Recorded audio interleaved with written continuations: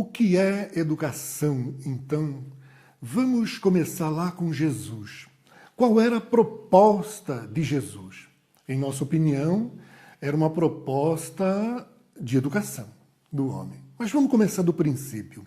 Humberto de Campos, no livro A Boa Nova, nos conta que quando Jesus se encontrou pela primeira vez com Simão Pedro e André, às margens do mar da Galileia ou do lago de Genezaré, ele diz o seguinte para Simão Pedro e André: Simão e André, filhos de Jonas, venho da parte de Deus e vos convido a colaborar comigo na construção do reino de Deus na terra. Ele deixou claro a sua tarefa. Então a tarefa de Jesus era a construção do reino de Deus na terra, a construção de um reino. Naturalmente que, segundo o próprio Humberto de Campos nos revela, os dois irmãos ficaram sem compreender o que era o reino, a extensão dessa palavra reino. E naturalmente, durante toda o seu trabalho, Jesus vai esclarecendo o que vem a ser a construção do reino. No Sermão da Montanha, quem conhece deve se lembrar, Jesus sobe ao monte, uma multidão à sua volta, havia ali pessoas humildes, pescadores, aleijados, leprosos, muita gente doente, mulheres com criancinhas no colo, homens já em idade avançada. E Jesus começa o famoso sermão dizendo: bem-aventurados os pobres de espírito, porque deles é o reino dos céus. Olha que interessante. Deles é, no presente, o reino já é dos pobres de espírito, ou seja, das criaturas humildes, simples. E ele continua o seu sermão falando várias vezes sobre o reino, que já é. No mesmo sermão, ele diz: não fiquem tão preocupados com o que vão comer, beber, vestir. Olhe as aves do céu como elas voam. As aves não trabalham, não plantam, não colhem, não ajuntam em celeiros e o Pai as alimenta. Olhai os lírios do campo como eles crescem, não trabalham, não tecem, não fiam, e nem mesmo o rei Salomão, em toda a sua glória, jamais se vestiu como um lírio que hoje existe e amanhã é jogado fora. Então não fiquem tão preocupados com o que comer, com o que beber, com o que vestir, mas busque em primeiro lugar o reino. Tudo mais vem por acréscimo. Pronto. Jesus nos diz que o objetivo da vida na terra é a busca do reino. Não busque o reino aqui, ali, acolá. O reino está dentro de vós. Aí complica mais. Ele nos pede para buscar um reino que já existe dentro de nós. Como é que nós vamos buscar alguma coisa que está dentro de nós? Então ele explica, ele pega uma pequena sementinha, no meu caso é uma semente de maçã, no caso de Jesus era um grãozinho de mostarda, e ele diz: o reino é semelhante a esse grãozinho, que é a menor das sementes, mas quando nós plantamos, ela se desenvolve, cresce, vira uma árvore imensa. Então o reino existe, está dentro de nós, mas como uma sementinha minúscula,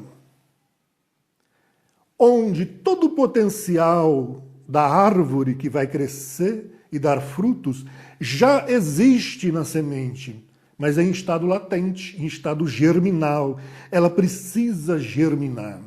O que o agricultor faz é plantar a semente e cuidar dela, deixar com que o sol a aqueça, a água, os sais minerais da terra, cuidar para que a semente desabroche. Pestalozzi tinha essa ideia também sobre a educação.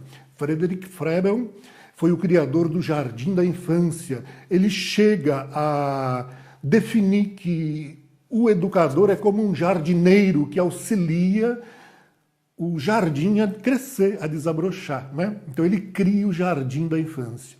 Mas voltando então, segundo Jesus, O objetivo da vida era o desenvolvimento do reino, a busca do reino que já existe, mas existe como a semente, em estado latente, dentro de nós.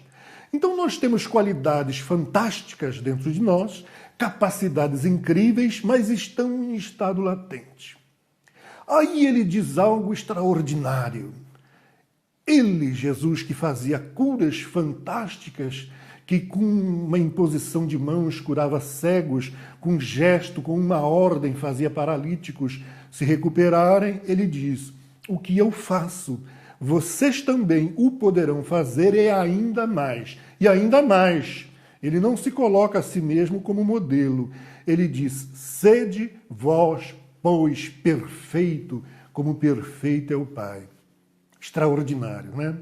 Então a gente percebe que o grande objetivo de Jesus foi ensinar o homem na busca do reino, ou seja, no desenvolvimento das qualidades que nós temos.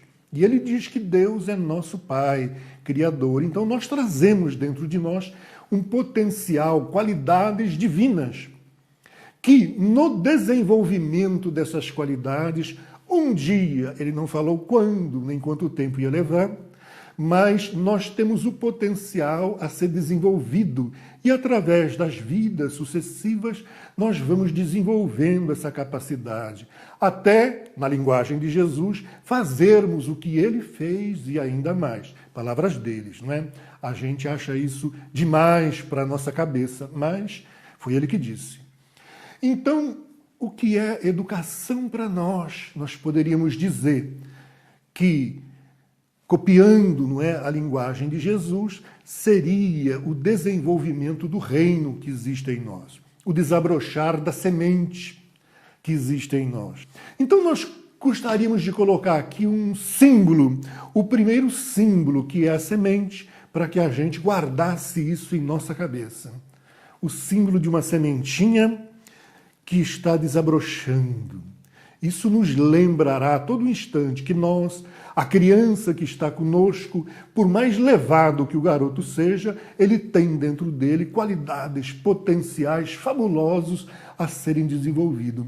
Então, para Jesus, na linguagem dele, o de educação, não é? Ele não usou esses termos, mas ele se refere à sua tarefa como a construção, interessante, construção de um reino dentro de nós. Um reino que já existe, mas que nós temos que buscar. Mas ele afirma, quem busca encontra, quem procura acha. Ou seja, existe garantia de que se você buscar desenvolver, desabrocha. Tão certo como um agricultor, quando pega semente, semeia, ele sabe que existe a época da semeadura, a época do crescimento e a época da colheita. Ele tem certeza disso.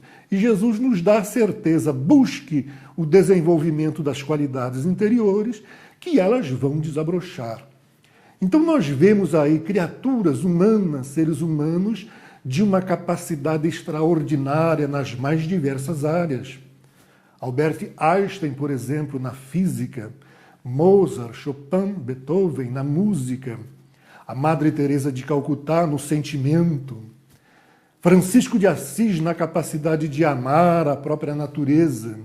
Enfim, criaturas que realmente desenvolveram potenciais nas mais diversas áreas, de maneira fantástica.